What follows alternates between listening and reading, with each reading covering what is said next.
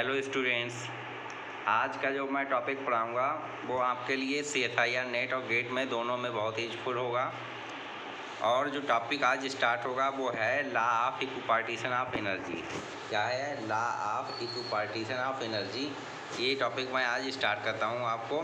देखिए, इसमें क्या होता है कि जो law of equipartition of energy, एक तो आपने पढ़ा होगा थर्मोडायनेमिक्स में, एक आप पढ़ रहे हैं स्टैटिस्टिकल फिजिक्स में। दोनों सेम ही है, कोई डिफरेंस नहीं है, लेकिन मैं इसमें थोड़ा डिफरेंट टाइप से आपको एक्सप्लेन करूँगा।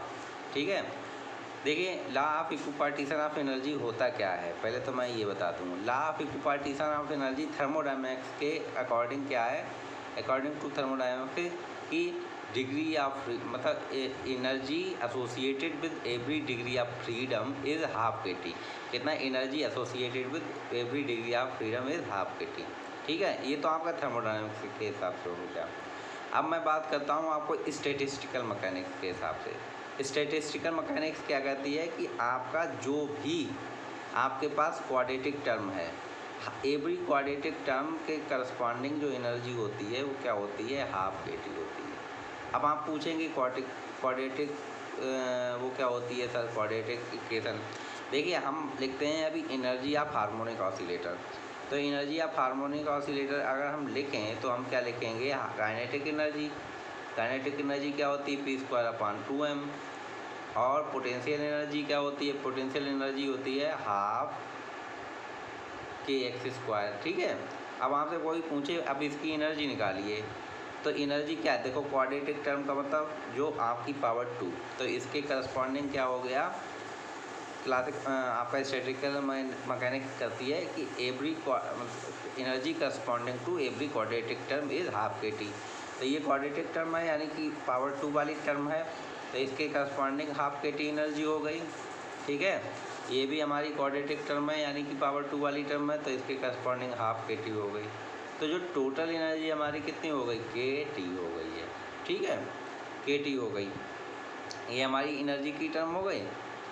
तो अब हम बात करते हैं इसी तरीके से कि law of equipartition of energy क्या है। Law of equipartition of energy ये है कि एवरी क्वाड्रेटिक टर्म के करस्पॉन्डिंग जो एनर्जी होती है वो क्या होती है, हमारी हाफ के टी होती है।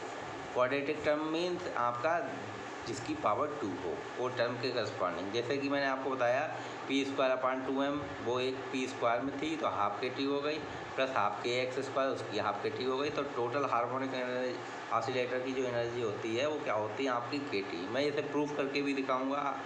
ठीक है, उसके बाद क्या होता है, ये प्रूफ कैसे होगा, ये प्रूफ होगा, देखिए बच्चों, हम मान लेते हैं हमारे पास कोई n मॉलिक्यूल्स का सिस्टम है, n मॉलिक्यूल्स का सिस्टम है जिसकी डिग्री ऑफ फ्रीडम कितना है, f। ठीक है, अब देखिए कोई भी मॉलिक्यूल्स का सिस्टम है तो उसे हम स्पेसिफाई करना है, और डिग्री ऑफ फ्रीडम जिसका f है, तो इसका मतलब क्या होता है कि अगर डिग्री ऑफ फ्रीडम f है तो हमें कितने कोऑर्डिनेट चाहिए होंगे, पोजीशन कोऑर्डिनेट, कितने मोमेंटम कोऑर्डिनेट चाहिए होंगे उस सिस्टम को डिफाइन करने के लिए, उस सिस्टम को स्पेसिफाई करने के लिए।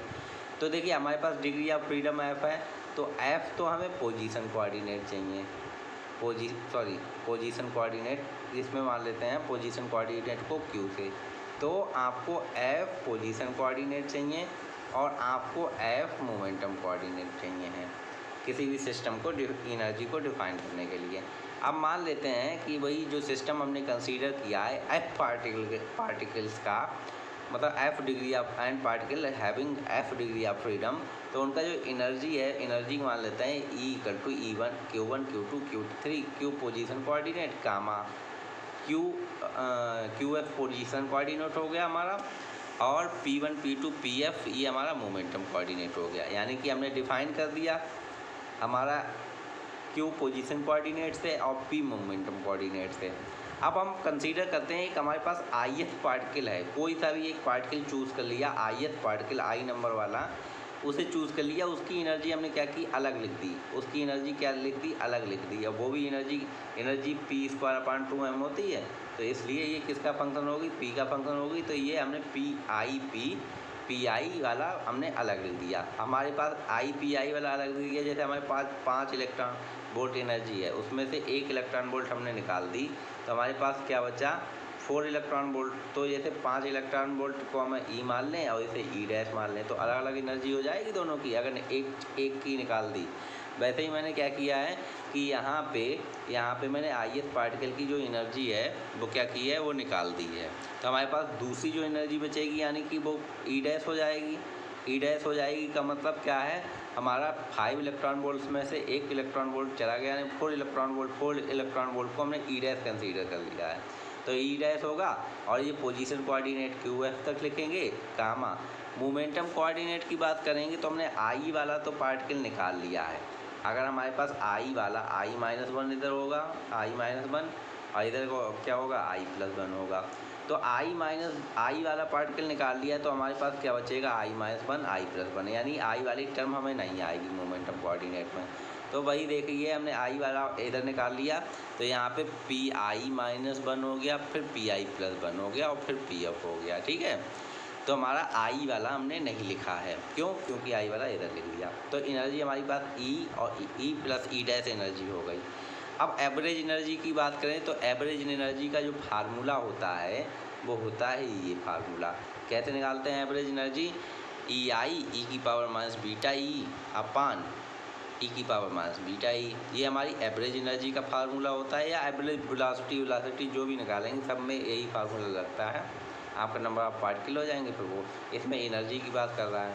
ठीक है, तो EI, अब देखिए यहाँ पे ये इंटीग्रेशन है, इंटीग्रेशन कितने टाइम होगा, F टाइम होगा, क्योंकि हमने क्या किया है, हमने F पार्टिकल को क्या किया है, F डिग्री ऑफ फ्रीडम को कंसीडर किया है। तो बहुत सारा इंटीग्रेशन होगा, सबका अलग अलग, हर पोजीशन कोऑर्डिनेट का अलग होगा, हर मोमेंटम कोऑर्डिनेट का अलग होगा। तो हमने यहाँ पे -∞ से +∞ पूरा रेंज में, पूरा स्पेस में हमने क्या कर दिया है, इंटीग्रेट कर दिया है। और कहाँ तक कि बहुत सारे, यानी कि QF हमारे पास क्या है, QF पोजीशन कोऑर्डिनेट का और PF मोमेंटम कोऑर्डिनेट का। ठीक है, तो यहाँ पे हमने कर दिया EI, हमारा EI e⁻β E प्लस ई डैश, क्योंकि हमारी E जो अब हो गई है वो E क्या हो गई है, E प्लस ई डैश हो गई है।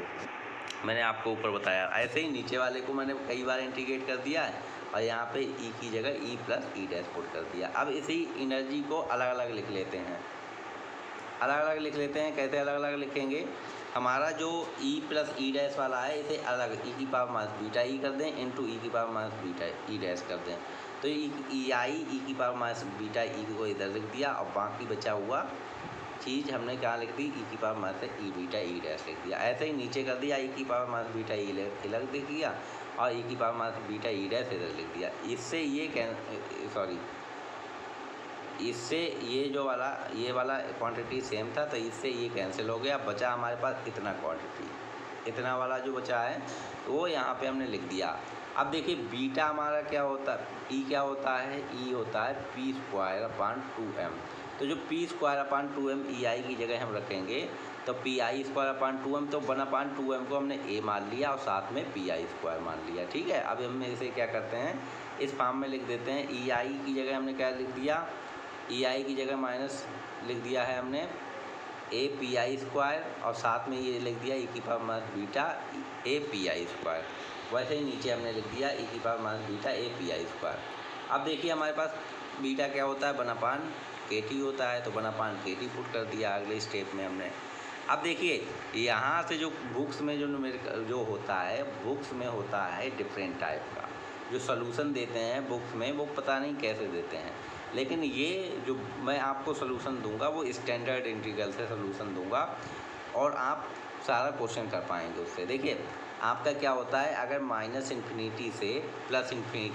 x² e⁻α है तो वो होता है आपका 1/2α √π/α। याद रखिएगा, ये बहुत इंपॉर्टेंट है, ये किसी बुक में नहीं मिलेगा आपको, ये मैंने लिखाया है इसलिए मैं बता रहा हूँ। e⁻α x² का जो इंटीग्रेशन होता है वो होता है √π/α। ठीक है, तो ये दो इंटीग्रेशन आप याद रखिए। तो उसके बाद ये क्या हो गया, API², A तो ऐसे ही लिखा और x² e⁻α x² 1/2α यहाँ कर दिया, √π/α क्या है, A/kT है आपका, और ये से π/α A/kT है, kT से ये कैंसिल हो गया, A से ये कैंसिल हो गया, तो एनर्जी क्या आ गई आपकी, ½ kT आ गई आपने जब एन मॉलिक्यूल का सिस्टम कंसीडर किया जिसकी डिग्री ऑफ फ्रीडम F थी, तो आपकी जो एनर्जी है एवरेज एनर्जी कितनी आ गई, एक्सपेक्टेशन वैल्यू वो आ गई ½ kT। यही मैंने आपको बताया था। अब मैं बात करता हूँ हार्मोनिक ऑसिलेटर की। तो हार्मोनिक ऑसिलेटर की जो एवरेज एनर्जी होगी वो मैं आपको नेक्स्ट वीडियो में करवाऊँगा, क्योंकि वो आपका सेम इसी प्रोसीजर से वो भी होगा। ठीक है, तो आज के लिए इतना ही, धन्यवाद। और आने वाले वीडियोस में मैं आपको पार्टीशन फंक्शन भी कराऊंगा। उसके बाद फिर आपका न्यूमेरिकल सेशन स्टार्ट होगा। उसके बाद आपका जो आपका फर्मी-डिराक स्टैटिक्स है, आपका बोस-आइंस्टीन स्टैटिक्स है, मैक्सवेल-बोल्ट्जमैन डिस्ट्रीब्यूशन लॉ है, वो सारी चीज़ें कराई जाएंगी। ठीक है बच्चों, तो आज के लिए इतना ही, धन्यवाद।